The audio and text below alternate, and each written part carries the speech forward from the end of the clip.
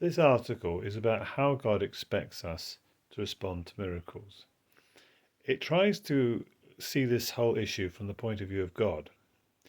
God created us in his own image, and he gave us rational faculties.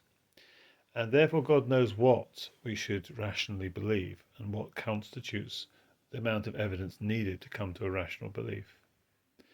And therefore, when God says miracles should make us believe in him, we should take that seriously. And in the Bible, Jesus frequently refers to miracles as being a way of realizing that he is in fact the Messiah. Throughout John's Gospel, I look at that. But also you see it in his reprimand of Bethesda, Chorazin, and Capernaum, where he says, had the mighty miracles been done in Tyre, Sidon, or Sodom, they would have still been around because they had repented. And yet the children of Israel had not repented, despite seeing these mighty miracles. Likewise, when John the Baptist comes to Jesus, well, he doesn't come personally because he's in prison, but sends one of his messengers. The messenger asks the question, are you the one who we expect to be the Messiah?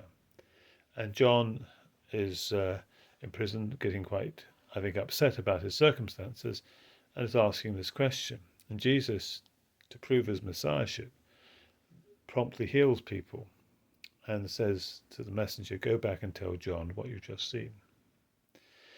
And so when we see evidence for modern miracles in the work of Professor Craig Keener and others, and in this article I give a link to 125 miracles which I have pulled together, which should have had full medical records prior to the miracle and full medical records after the miracle, so proving that they are not genuine miracles and not frauds. If we have evidence today of modern miracles, then God expects us to believe. And I think this is really important.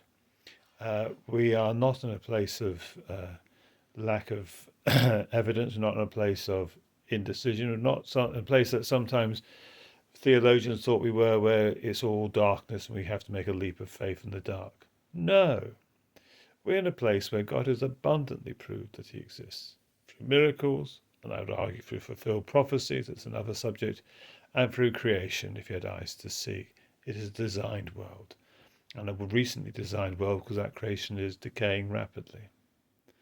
All the evidence points to God's existence, and certainly that's what God expects, particularly with regard to miracles. Well, thank you for listening.